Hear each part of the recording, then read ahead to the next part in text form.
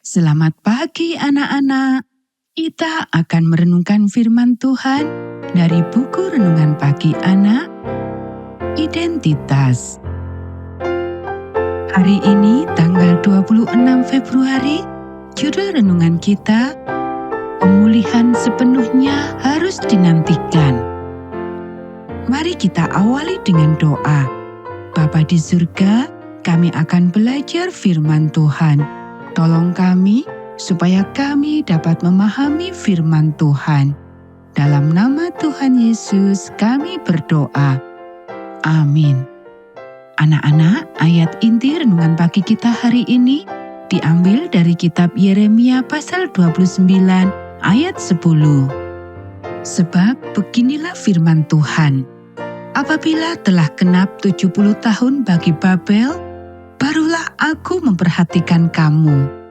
Aku akan menepati janjiku itu kepadamu dengan mengembalikan kamu ke tempat ini. Tahun-tahun berlalu dan Yosia serta rakyatnya mengikuti Tuhan sampai Yosia meninggal. Tetapi sebagian besar orang tidak mengikutinya dengan sepenuh hati dan dengan cepat murtad. Kita tahu hal ini karena sekitar 4,5 tahun kemudian, Yeremia menyampaikan pesan ini kepada bangsa itu dari Allah.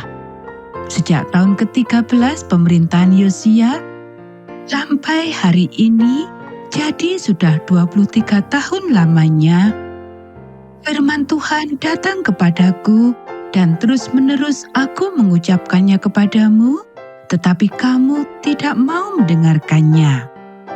Oleh karena kamu tidak mendengarkan perkataan-perkataanku, sesungguhnya aku akan mengerahkan semua kaum dari utara, Nebukadnezar Raja Babel.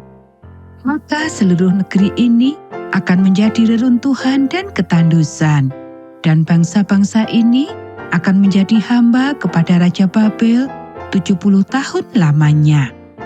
Kita bisa baca di Yeremia pasal 25 ayat 3-11. 70 tahun. Dapatkah Anda membayangkannya? Buku ini untuk tahun 2025. Jadi jika seorang nabi mengatakan hal itu kepada kita, dan jika dimulai saat itu juga, buku ini akan bertahan hingga tahun 2095. Namun kenyataannya, hal itu tidak langsung dimulai. Masih ada beberapa tahun setelah Yeremia bernubuat, dan hidupnya menjadi sebuah perjuangan yang panjang sejak saat itu. Tidak ada yang mempercayainya, tidak ada yang mau mendengarkan pesannya, dan beberapa orang bahkan mencoba membungkamnya dengan membunuhnya. Satu hal yang tidak mereka coba adalah pertobatan. Jadi, Tuhan hanya berpegang teguh pada jalannya. Hal itu menghancurkan hatinya, tetapi dia tahu bahwa itulah satu-satunya cara agar dia dapat memperoleh kembali sebagian dari anak-anaknya. Yeremia tetap teguh, dan beberapa orang yang setia, seperti Daniel dan teman-temannya, tetap teguh, dan Allah tetap teguh. Anak-anak, ketika orang-orang memohon kepada Tuhan untuk mengubahnya, pada dasarnya Dia berkata, "Jangan pernah memohon. Berdoalah untuk kedamaian Babel, karena di sanalah kamu akan tinggal. Tidak seorang pun akan pulang sampai cucu-cucumu, dan sementara itu, tanah yang telah kamu salah gunakan akan beristirahat 70 tahun, tidak sehari lebih cepat."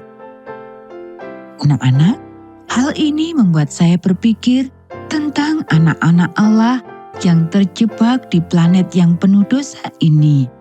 Sayangnya, atau mungkin untungnya, kita tidak memiliki tanggal kedatangan Yesus kembali. Kita hanya tahu bahwa kita harus tetap tinggal, berdoa untuk kedamaian dunia ini, dan bekerja untuk menjaganya dan satu sama lain sebaik mungkin. Karena untuk saat ini, disinilah kita terjebak dan Tuhan punya rencana. Anak-anak, demikianlah renungan pagi kita hari ini. Mari kita akhiri dengan doa. Penguasa waktu, saya tidak bisa melihat 7 menit ke masa depan, apalagi 7 tahun. Saya harap tidak lama lagi Engkau akan datang kembali.